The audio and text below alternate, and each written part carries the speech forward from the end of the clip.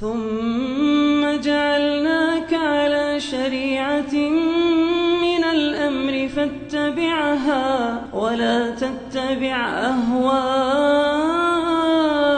الذين لا يعلمون. Kemudian ada riwayat lain, kata beliau fi riwayatin li Ahmad. Ya, riwayat yang pertama haditsnya hasan ya. Di Musnad Imam Ahmad ini ada kelemahan dari sisi riwayat, tapi dia saling menguatkan dengan sebelumnya. Inna awwala ma khalaqallahu al-qalam. Sungguhnya awal yang Allah ciptakan adalah pena. Faqala lahu uktub. Maka Allah berfirman kepadanya, tulislah. Fajara tilka as-sa'ah bima huwa kainun ila yaumil qiyamah. Maka pena ini pun berjalan menulis segala sesuatu yang terjadi segala sesuatu yang terjadi hingga hari kiamat. Baik. Iya. Jadi ini riwayat-riwayat ya. Riwayat-riwayat semuanya mempertegas tentang makna keimanan kepada takdir. Bahwa keimanan kepada takdir itu adalah kewajiban di dalam iman. Mengingkari takdir itu artinya Nabi berlepas diri darinya. Dan dia bukan dari umat Islam. Iya. Dan terdapat di dalam riwayat ini penyebutan tentang al-qalam. Al-qalam ini salah satu dari makhluk Allah Subhanahu wa ta'ala yang Allah ciptakan. Iya. Yang Allah ciptakan dan diciptakan untuk kekal. Tidak akan sirna. Sebagaimana ada 8 makhluk yang memang dicipta untuk kekal. Apa 8 makhluk yang diciptakan untuk kekal?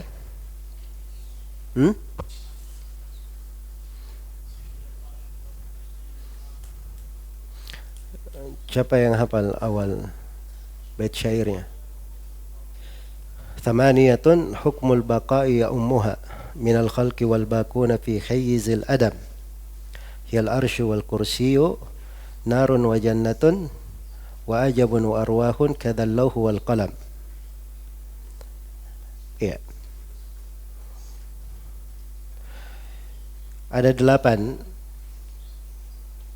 dari makhluk, hukum kekekalan meliputi 8 makhluk ini. Dan yang lainnya akan sirna. Apa 8 makhluk ini? Hiyal arsyu wal kursiyyu narun wa jannatun. Dia adalah arsy. Ya. Terus apa? Kursi. Terus narun, neraka, wa jannatun dan sorga. Yang kelima wajabun, tulang ekor manusia. Dan yang keenam arwah, ruh. Yang ketujuh dan kedelapan kadzal lawhu wal qalam. Demikian pula lauhul mahfuz dan pena yang mencatat. Ini 8 makhluk. Jelas ya? 8 makhluk memang diciptakan untuk kekal. Iya. Sabda Nabi, awal makhluk yang Allah ciptakan adalah pena. Iya. Ini zahirnya berseberangan dengan hadits Abdullah bin Amr bin As riwayat Muslim. Kataballahu maqadira al-khalaiq bi 50,000 sanah qabla yakhluq as-samawati wal ard bi 50,000 sanah bi 50,000 sanah wa kana arshuhu 'alal ma'. Allah telah menulis takdir-takdir makhluk 50,000 tahun sebelum diciptakannya langit dan bumi. Dan arsy Allah sudah ada di atas air. Iya. Kalau di sini dikatakan awal makhluk yang dicipta.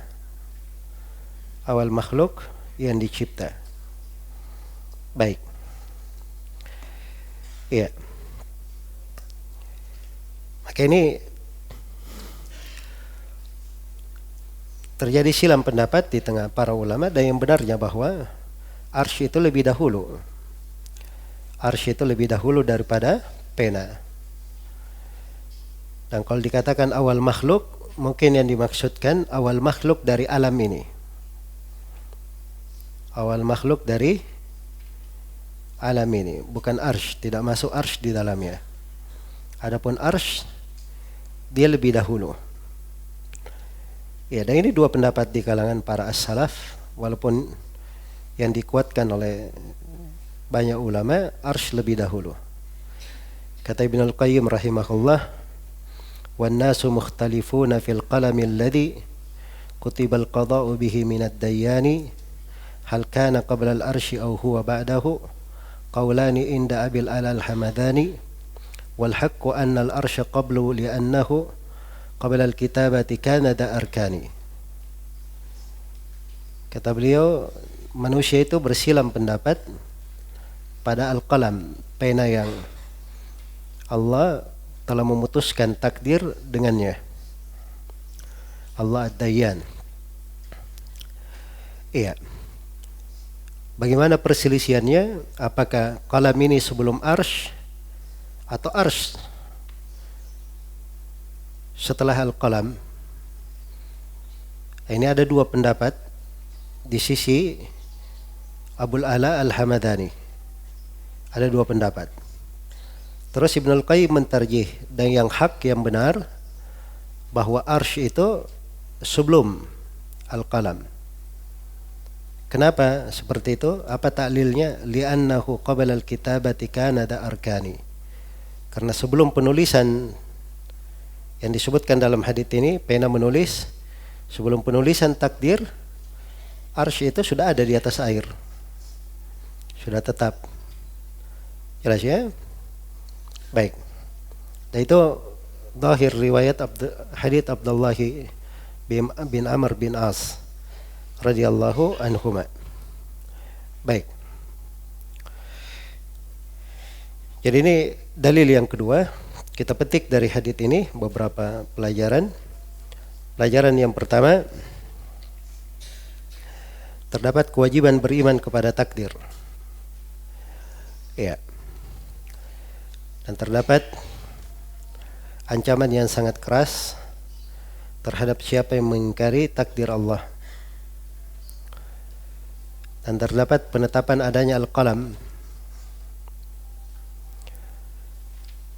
Dan terdapat penetapan adanya penulisan takdir-takdir hingga hari kiamat.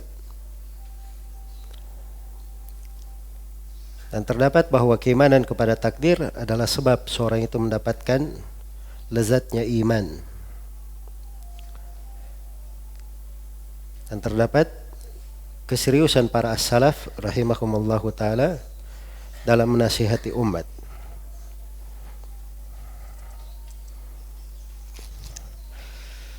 Iya. Kemudian dalil yang ketiga.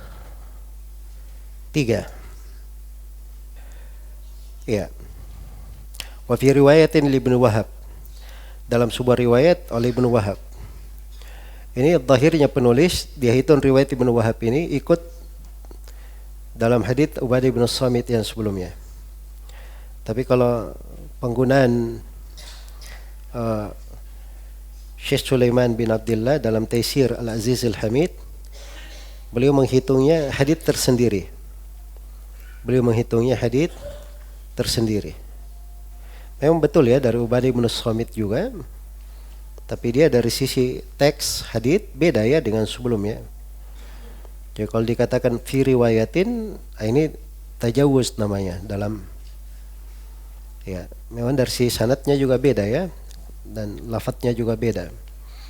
Ini kalau di cara penghitungan hadits di kalangan ahli hadits, harusnya dihitung hadits tersendiri.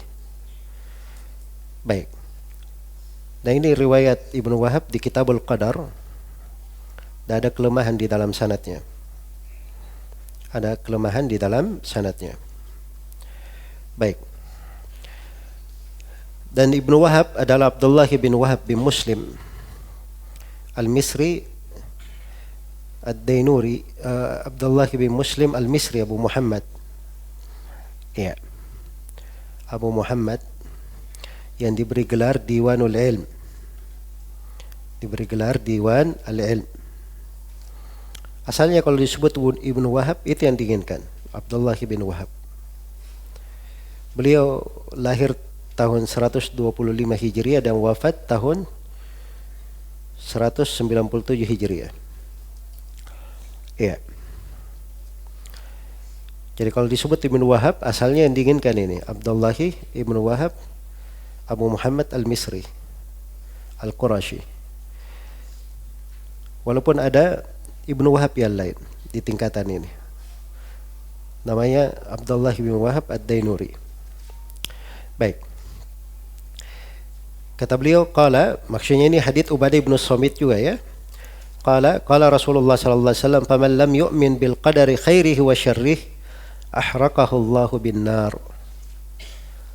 Barang siapa yang tidak beriman kepada takdir yang baik dan yang buruknya, maka Allah akan membakarnya dengan api neraka. Allah akan membakarnya dengan api neraka. Iya. Kenapa dibakar dengan api neraka? Karena kekafiran dan bid'ahnya. Dan ini sudah kita terangkan ya. Mengingkari takdir itu dihitung keluar dari keislaman apabila dia mengingkari seluruh dari takdir atau dia mengingkari ilmu Allah. Baik.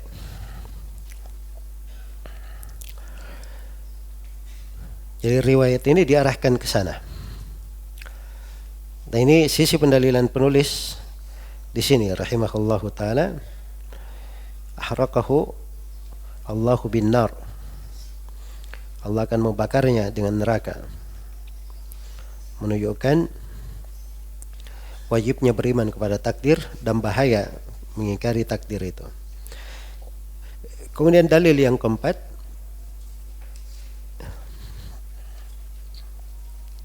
adalah hadits Ibnu Dailami. Ya. Kata beliau rahimahullahu taala, wa fil musnadi was sunani an Ibnu Dailami annahu qala. Ya. Di dalam musnad dan sunan dari Ibn Ad-Dailami. Ibn Ad-Dailami ini namanya Abdullah bin Fairuz. Abdullah ibn Fairuz. Dailami itu nama gunung ya. Nama gunung. Dia berasal di sana. Iya. Dan Abdullah ini beliau thiqah dari kibar tabi'in. Dari kibar tabi'in. Beliau tinggalnya memang di Syam. Beliau tinggal di Baitul Maqdis. Iya. Karena itu kebanyakan riwayatnya dari sahabat-sahabat yang berada di sekitar situ. Dari riwayat Syami atau dari riwayat Irak. Karena dekatan dengan mereka. Kata beliau, ataitu Ubayya ibn Ka'bin. Saya mendatangi Ubay bin Ka'ab. Ubay bin Ka'ab radhiyallahu anhu. Ubay bin Ka'ab sudah kita terangkan ya. Biografi beliau Abul Mundhir Al-Ansari. Iya. Sayyidul Qurra. Fakultu fi nafsi syai'un minal qadar. Kata Abdullah bin Fairuz ini Ibnu Dailami, kata beliau pada diriku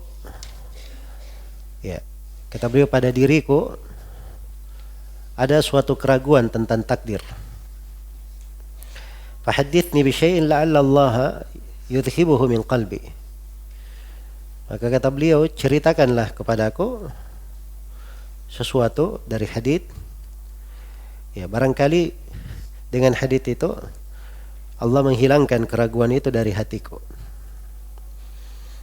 Nah, ini kebiasaan para salaf ya, kalau dia dapat syubhat, datang kepada ahlul ilm, kepada orang yang berilmu, supaya diterapi syubhatnya, dihilangkan syubhat tersebut. Ya. Baik. Datang di dalam riwayat Ibnu Majah, dia katakan, saya khawatir atas agama dan perkaraku, karena banyaknya keraguan ini pada dirinya. Iya. Baik. Faqala, maka Ubay bin Ka'ab berkata, "Lau anfaqta mithla Uhudin dhahaban, ma qabilahu Allahu minka hatta tu'mina bil qadar." Wa ta'lama anna ma asabaka lam yakul liyukhti'ak wa anna ma akhta'aka lam yakul liyusibak.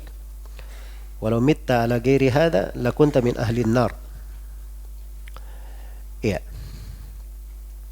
Kata beliau, seandainya kamu menginfakkan emas sebesar gunung Uhud, Allah tidak akan menerima amalan itu darimu kecuali setelah engkau beriman kepada takdir serta meyakini bahwa segala sesuatu yang telah ditakdirkan menimpamu pasti tidak akan meleset, dan segala yang telah ditakdirkan tidak menimpamu pasti tidak akan menimpamu. Dan seandainya engkau meninggal tidak di atas keyakinan ini, pasti engkau akan menjadi penghuni neraka. Iya. Baik. Jadi luar biasa ya kalimat ini dari Ubay ibnu Ka'ab radhiyallahu taala anhu, memastikan keimanan ke hati orang yang terkena syubhat supaya dia tetap di atas keimanan. Ya. Dan ini diantara metode as-salaf di dalam menghilangkan apa? Syubhat. Syubhat itu kenapa bisa menjangkiti hati? Karena dia kurang ilmu di dalamnya. Maka diberi ilmu sehingga kuat hatinya dengan ilmu. Begitu hatinya kuat dengan ilmu, maka syubhatnya itu mudah pergi. Mudah untuk pergi. Iya. Nah, ini salah satu metode ya, salah satu cara menghilangkan syubhat. Cukup kadang diberikan ilmu yang benar, syubhatnya hilang. Dan kadang syubhat itu sendiri diberikan ilmu yang benar dan syubhat itu sendiri perlu diruntuhkan. Itu metode yang lain. Dan para as-salaf berbicara sesuai dengan apa yang diperlukan. Sesuai dengan apa yang diperlukan. Baik. Kemudian setelah itu kata beliau, "Fa'ataitu Abdullah ibn Mas'udin wa Hudzaifah ibn al-Yaman wa Zaid ibn Thabit radhiyallahu anhum ajma'in. Fakulluhum haddatsani bimisli dzalika 'anil Nabi sallallahu alaihi wasallam."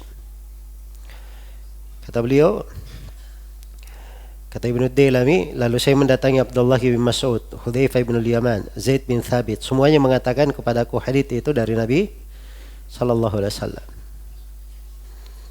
Ya, jadi luar biasa ya. Dia tanya kepada 3 orang kibar sahabat. Ini sahabat terkemuka semua yang dia tanya. Jawabannya semuanya sama. Mereka tidak bersilang pendapat dalam jawaban. Karena sahabat-sahabat ini mengambil dari sumber yang sama, dari lentera yang sama, dari Nabi sallallahu alaihi wasallam. Itulah kedalaman ilmu para as-salaf. Seorang bertanya ilmu agama itu, dia dapati dirinya semakin yakin dan semakin yakin. Iya. Kata beliau, haditsun sahih rawahu al-Hakim fi sahihi. Hadits sahih diriwayatkan oleh al-Hakim di dalam sahihnya. Iya. Dan ini hadits dari hadits pokok ya, ancaman keras terhadap orang yang mengingkari takdir Allah Subhanahu wa taala. Ya, sisi pendalilan penulis jelas ya. Walau mutta ala ghairi hada lakunta min ahli nar. Andai kata kamu meninggal di atas selain ini, maka kau akan menjadi penghuni neraka. Ini dikatakan oleh penulis, diriwayatkan oleh Al-Hakim. Haditsnya sebenarnya diriwayatkan oleh Abu Daud dan Ibnu Majah ya. Diriwayatkan oleh Abu Daud dan Ibnu Majah. Jadi kalau disandarkan kepada Abu Daud, Ibnu Majah dan Imam Ahmad, itu lebih bagus. Baik. Zaid bin Thabit, kalau Hudzaifah bin Yaman sudah berlalu biografinya, Ibnu Mas'ud juga. Zaid bin Thabit Al-Ansari, beliau juru tulis Rasulullah sallallahu alaihi wasallam, salah seorang ahli fikih dari kalangan sahabat. Beliau meninggal pada tahun 45 Hijriah di umur 56 tahun. Radhiyallahu taala anhu. Iya. Dari hadits ini kita petik beberapa pelajaran. Pelajaran yang pertama, terdapat ancaman keras bagi siapa yang tidak beriman kepada takdir. Dan pelajaran yang kedua, ya, terdapat wajibnya beriman kepada takdir. Dan pelajaran yang ketiga, seorang itu harus selalu meyakini bahwa apa yang menimpanya itu karena takdir Allah. Dan keselamatan yang dia dapatkan juga karena takdir Allah. Yang keempat, terdapat syariat bertanya kepada para ulama tentang permasalahan-permasalahan terkait dengan keyakinan maupun yang lainnya. Dan terakhir, terdapat dari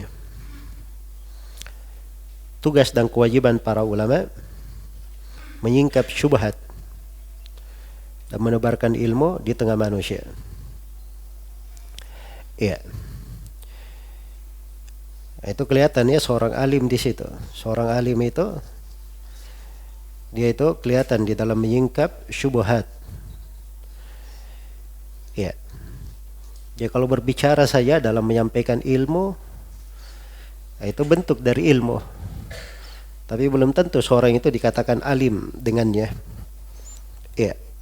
Karena pintu syubhat itu tidak semua orang berbicara juga di dalamnya. Tidak semua orang berbicara di dalamnya. Karena itu sudah kita lihat ya bagaimana para tabi'in membawa syubhat qadariyah di Basrah dihadapkan kepada para sahabat. Mereka tanya, bukan kepada Ibnu Umar saja, kepada Ibnu Abbas, Jabir, Wathilah bin Al-Asqa, jawabannya semuanya sama. Ya.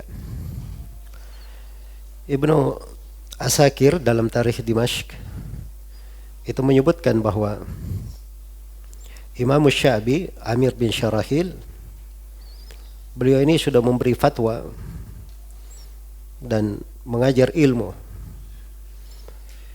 Dan beliau di dalam memberi fatwa dan mengajar ilmu itu lebih banyak ucapannya daripada Ibrahim An-Nakhai. Lebih banyak daripada siapa? Ibrahim An-Nakhai. Tapi kalau terjadi masalah-masalah besar, Asy-Syafi'i malah diam. Yang berbicara hanyalah Ibrahim An-Nakhai saja. Padahal di kebanyakan waktunya Ibrahim An-Nakhai lebih banyak diam. Tapi ketika terjadi masalah nawazil, malah Asy-Syafi'i tidak berbicara. Yang berbicara adalah siapa? Ibrahim An-Nakhai. Ini baru ulama ya. Ya, Asy-Syafi'i alim besar. Beliau tahu kadar dirinya. Kapan beliau bicara, kapan beliau tidak bicara. Itu alim namanya. Itu alim. Dan Ibrahim An-Nakhai itu lebih tinggi derajatnya karena beliau yang berbicara dalam masalah yang seperti ini, orang-orang mewakilkan kepadanya, mengakui ilmunya di dalam hal itu. Jelas ya? Nah ini harusnya merubah gaya berpikir banyak manusia di belakang ini. Sekarang ini tidak tahu kurang alim itu apa. Kecenderungan seorang itu belajar itu bagaimana. Iya. Dan penuntut ilmunya juga nasallallahu al-afiyah. Tidak ada adab, tidak ada akhlak. Masuk di dalam masalah-masalah yang dia harusnya tidak boleh masuk di situ. Tapi pandai berbicara seakan-akan dia ahli semuanya. Syekhul Islam. Padahal kejahilannya lebih banyak daripada apa yang dia ketahui. Iya. Sama di fenomena sekarang ini. Kalau ada orang retorikanya bagus, cara berbicaranya bagus, nah, seakan-akan ini alim yang didatangi. Ini repot ya. Kalau di kalangan orang-orang belajar sunnah, begitu cara berfikirnya, itu tidak ada bedanya dengan orang-orang awam. Di kalangan orang-orang sufi, orang-orang khurafat, semuanya begitu. Yang penting dilihat siapa yang retorikanya bagus. Jelas ya? Kalau alim itu, dia tidak seperti itu bentuknya. Dan penuntut ilmu itu, dia tahu belajar itu sama siapa. Dia mengambil dari seorang itu apa yang diambil, dari alim fulani yang diambil apa. Nah, itu yang mengerti ilmu. Nah ini semuanya dari timbangan-timbangan banyak terbalik-balik di masa sekarang ini. Ya, karena itu kita penting mempelajari dari usulul ilm, pokok-pokok ilmu, dasar-dasar ilmu supaya kita kenal ilmu itu kayak bagaimana. Cara menimbangnya itu kayak bagaimana. Ya, wallahul musta'an.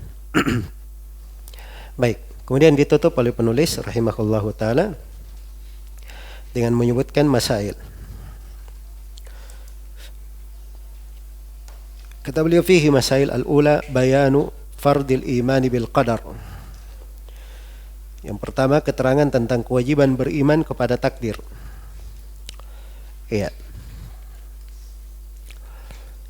Itu diterangkan dalam banyak riwayat ya, termasuk ucapan Ibnu Umar, "Lau kana li ahadihim mithlu Uhudin dhahaban thumma anfaqahu ma qabila Allahu minhu." Andai kata salah seorang di antara mereka punya emas sebesar Uhud lalu dia infakkan, Allah tidak akan terima darinya. Nah, itu terdapat kewajiban beriman kepada takdir. Ats-tsaniyatu bayanu kaifiyatil imani bih. Keterangan tentang cara beriman kepada takdir. Bagaimana cara beriman kepada takdir? Nah, ini beberapa kalimat ya. Annama asabaka anta lama annama asabaka lam yakun liyukhti'ak wa annama akhta'aka lam yakun liyusibak. Nah, begitu cara beriman kepada takdir. Ini dalam riwayat yang disebutkan oleh Syekh rahimahullah. Saya sudah terangkan bentuk yang lain dari kaifiat keimanan kepada takdir. Ada 4 tadi saya sebut dari keimanan kepada takdir. Yang pertama apa? Martabatul ilm, mengetahui bahwa segala yang ditakdirkan tidak keluar dari ilmu Allah. Yang kedua, martabatu al-kitabah, segala yang ditakdirkan telah tercatat di Allahul Mahfuz. Kemudian martabatu al-masyiah, segala yang Allah takdirkan Allah menghendakinya. Kemudian yang keempat, martabatul khalq, apa yang Allah takdirkan dari kejadian-kejadian Allah yang menciptakannya dan Allah yang mengadakannya. Baik, ats-tsalitsatu ihbatu amali man lam yu'min bihi. Hancurnya amalan orang yang tidak beriman kepada takdir. Iya. Nah,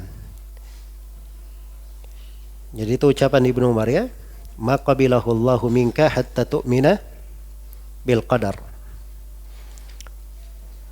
Ar-rabi'atu al-ikhbar bi anna ahadan la yajidu ta'mal iman hatta yu'mina bih. Pengabaran bahwa seorang itu tidak akan merasakan lezatnya iman, nikmatnya iman sebelum dia beriman kepada takdir. Itu ucapan Ubadah bin Samit, ya bunayya innaka lan tajida ta'mal iman hatta tu'mina bil qadar.